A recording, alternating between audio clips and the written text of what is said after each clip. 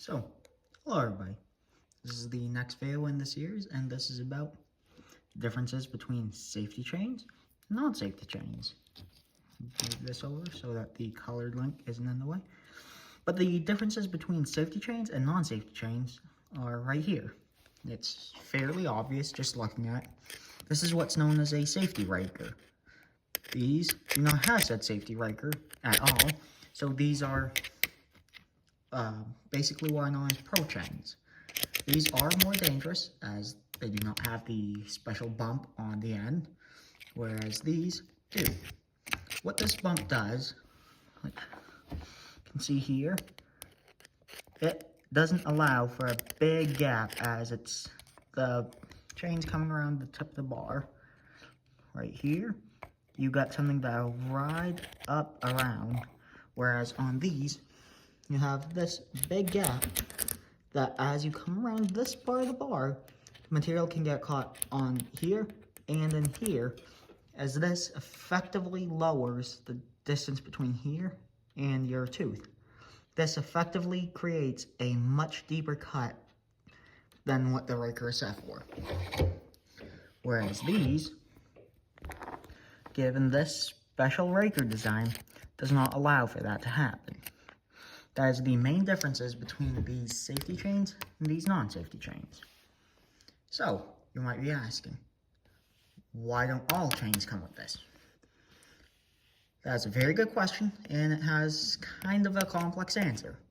These chains, while they are safer, they do have some drawbacks. These chains are actually a fair bit slower to cut in a cut versus the exact same non-safety chain, as you have more metal in the cut that just changes the dynamics. The other thing that these are not quite as good for is plunge cutting. There's a YouTube channel that made a test on these years ago. If I can remember and I can find it, I will try to link it in the description for you guys. But there is a slight difference in plunge cutting with this versus this, and that, again, something that only pros should be doing. You should not be plunge cutting if you're a beginner. Even if you are a novice, you should not be plunge cutting. Plunge cutting is a very dangerous technique that has led to some very serious injuries and fatalities, unfortunately. Plunge cutting is the act of using this part of the tip to cut in as it's spinning with the chainsaw bar tilted like this, and then slowly pushing that forward and more straight through a tree with just the tip and not using the top or bottom of the bar to make a cut and make what's known as a plunge. That's because you are plunging the actual physical tip of the bar into and through a tree. It's a technique that pros use and loggers use fairly regularly, especially in hardwoods. When you're cutting hardwoods, you need to plunge so that you cut from near the face cut, you get your holding wood, and cut away from your holding wood to the back of the tree. That way all the pressure is released at once.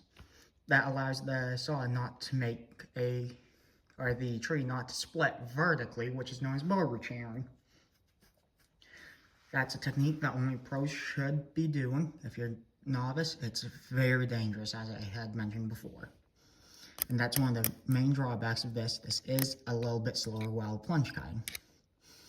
Another major disadvantage to this is it's much more difficult to sharpen, as you need to file this entire piece down as you take your rakers down. That doesn't sound like a big deal, but when you're a professional and you're having to file chains several times a day, and you have several chains to do, especially on longer bars, it gets very time consuming and tedious. If you've ever looked and saw, hey, I can't buy safety chains for any longer bars. Around me, personally, the longest safety chain I've ever seen is 24 inches, and even that's very rare to find. But it's something to keep in mind. Longer bars, you can't get safety chains. But if you are a beginner and someone who should be running safety chain, you should not be running past a 20-inch bar, in my personal opinion. That safety bar length, when you should upgrade, what saws you should start with, is a very in-depth topic for a much different day than today. But today's video is about safety chains versus non-safety chains. This safety chain, actually, I got in a package with a few other saws. I got this chain, I got this chain, and I got an extra bar and a couple other pieces. All of those I have since given away. I keep this as a good demonstration of a safety chain. So, again, these safety chains have these extra humps, unlike regular chains. You might be asking, what's the difference between these green links and these yellow links? The only difference between that is how steel signifies their non-safety chain, their professional chain, versus their non-safety chain. Most chains do not have differently colored drivers or tie straps or anything to indicate whether or not something's a safety chain. Most chains, you'll just have this extra piece and you'll have to be able to look at it and know that it's a safety chain. But this was a short video than normal, so there's going to be a part 2 going more in depth into the differences between the chains on seals.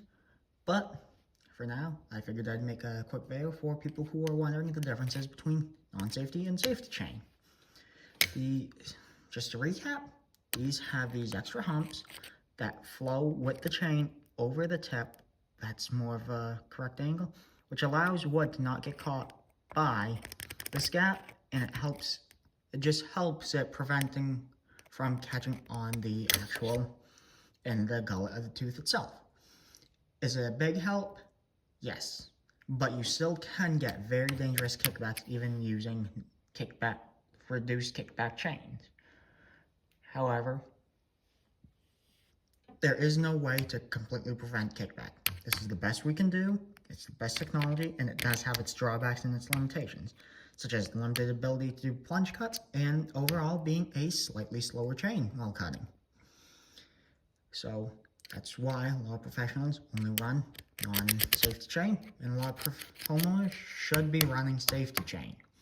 Again, when you should upgrade, what you should upgrade to is a video for a different day, but I want to make this video on major differences because this is the chain you should be running if you're a homeowner. Unless you're a professional, and if you're a professional, you would know you are, you should not be running this.